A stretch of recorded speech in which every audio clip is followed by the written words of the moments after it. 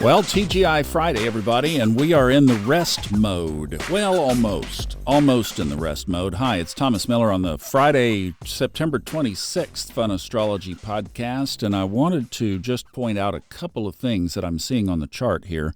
But basically, we are in this 3-week period where there's just not a lot of activity in the sky. But boy, if you're like me, isn't that a welcome relief? I mean, haven't we had enough? Moon wobbles, Mercury retrogrades, full moons, eclipses. Pat yourselves on the back because we've all earned it. I mean, we have really navigated some difficult celestial energy. Now, that's not to say that this chart doesn't have energy. It just doesn't have exact aspects, and those are focal points of energy. But there is still a lot of energy in the chart, and I've got one subtly that I want to point out.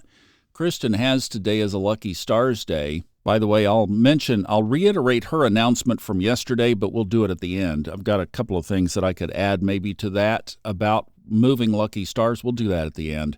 I wanted to focus on Scorpio. Not only is that my home sign, but Mars is now in there and is closing in on a Mars return in my own chart. I'm at 6 degrees. It's at 3 today, basically. With Mars being the original ruler of Scorpio before Pluto was discovered in 1930, and very properly assigned as the modern ruler of the sign of transformation, thus Mars is at home here. But what does that mean? Because I can tell you, with it glued to my sun, it has been a lifetime of conflict.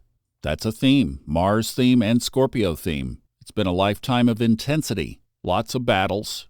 Robert Hand read my chart one time, and I asked him about it, and he just kind of shook his head, and he said, well, it sounds like you've been able to overcome all of this. It still shows up. I mean, that's just the characteristic of my chart, and it's something that I've come to realize and work around and work with and through.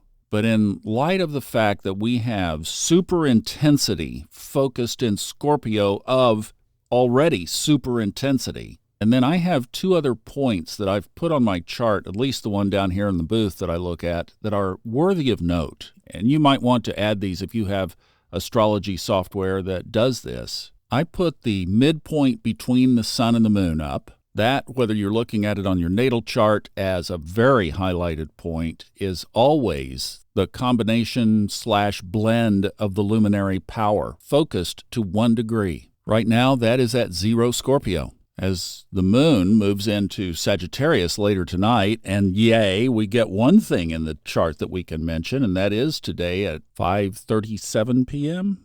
The void, of course, is 3 hours and 53 minutes ahead of that, so the afternoon is void, and then we get, this is kind of cool, Sagittarius, Capricorn, Aquarius, Pisces. That's your moon track all the way through, not this weekend, all the way through next weekend. Sunday, the moon is still in Pisces. So there's your track for the whole next week. So this weekend, lunar-wise, we can take a big exhale. Now, that midpoint will move itself through Scorpio here over the next several days. So that's going to be blending Sun, grumpy in Libra, with moon in Sagittarius. And then even a little bit when the moon goes into Capricorn, which is opposite the sign it rules. So we'll have a grumpy moon and a grumpy sun with that midpoint in Scorpio. I'm just saying, one of the things we're doing with Lucky Stars is tilting it to what Joan Quigley did for the Reagans, as we've talked about.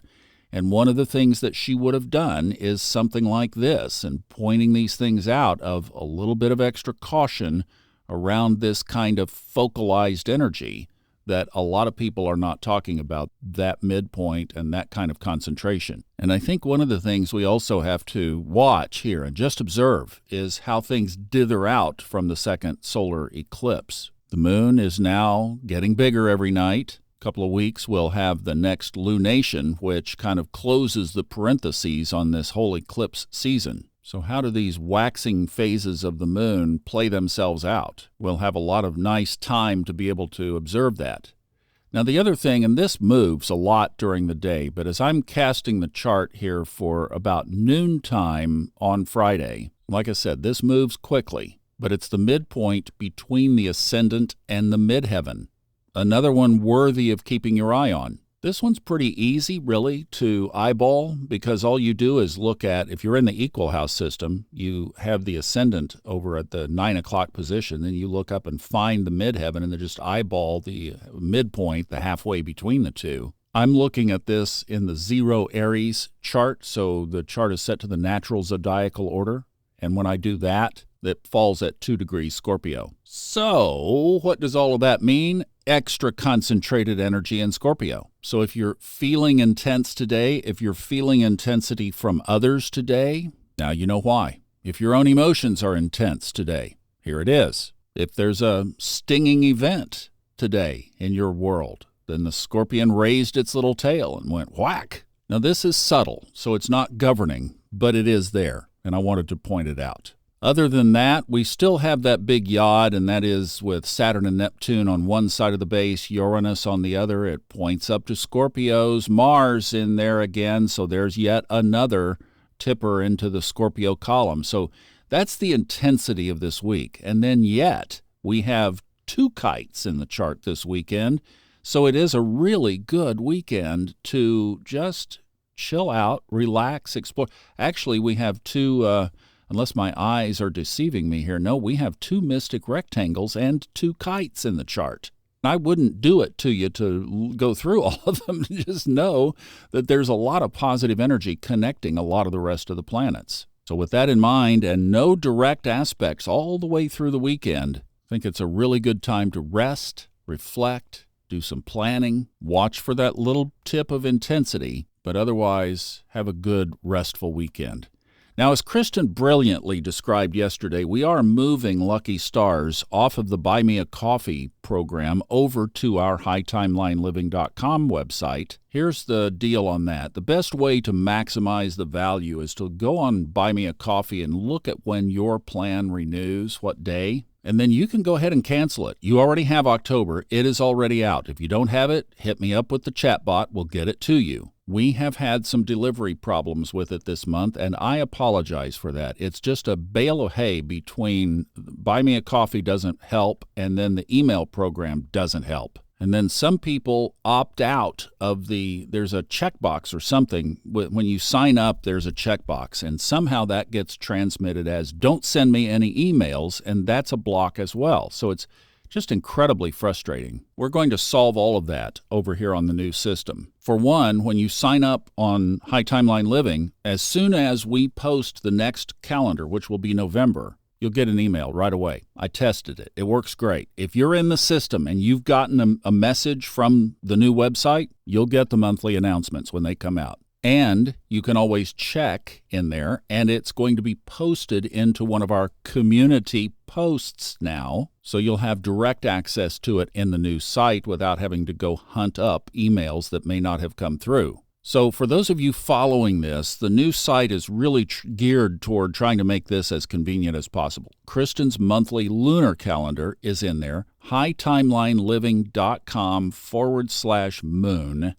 Or you can just go right off of the home page, scroll down. It's in that lineup of 3 now. It's the one on the left. It's the one right above our Kundalini girl. But back to this transition. If you go ahead, you can terminate your Buy Me a Coffee anytime because we're not sending anything out through that in November. It's all going to be over on the new site. So you can terminate there, and then here's the best way to do this. Set yourself a calendar alert around the 21st or 22nd of October. That's middle of the week. And join Lucky Stars on the new site. At least by then. You can do it any time, but we're giving you a free 30-day pass for helping us with this transition. And because we love you. And that's for even new people, too, because I couldn't do it any other way.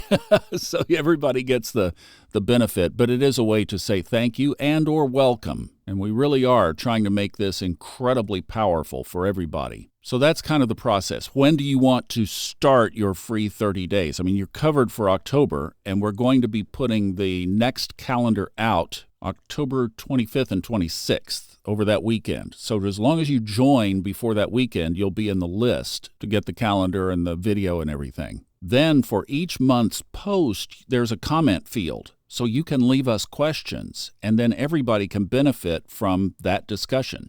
If you have a victory, you have something wonderful, lucky happen, drop it in there. We'll celebrate. We can also answer you with video, so sometimes we may do that. And yeah, we'll take individual chart questions if you want to ask about how to apply it to your own chart. If you're confused on that, we're going to reshoot the video that explains all of that, so we're going to make that better. There's going to be another added list of the transits that you can use to apply to your natal chart every day. We really are trying to make this more like what Joan did for the Reagans, so that you can lean into the positive times and then be a little more cautious on the other times. See, like for today, with what we talked about with the midpoints and Mars and Scorpio, and the early degrees, like 0 to 3 degrees of Scorpio, that's a point in your chart that you should look at and see what's connecting to that, because that could be where the hot spot is.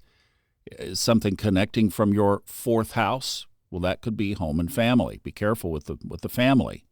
Is it connecting to the 10th house? Well, then be careful around the job place. This is how we're going to really try to be focusing on making all this come home better for you. So that's the deal. You can cancel now anytime you want, and then just be sure to rejoin by the 25th of October. You get a free month, and it's going to be a lot better. It's going to be a lot less frustrating, and I have to apologize. Some of you have picked up on my frustration. I was really frustrated with the delivery this time.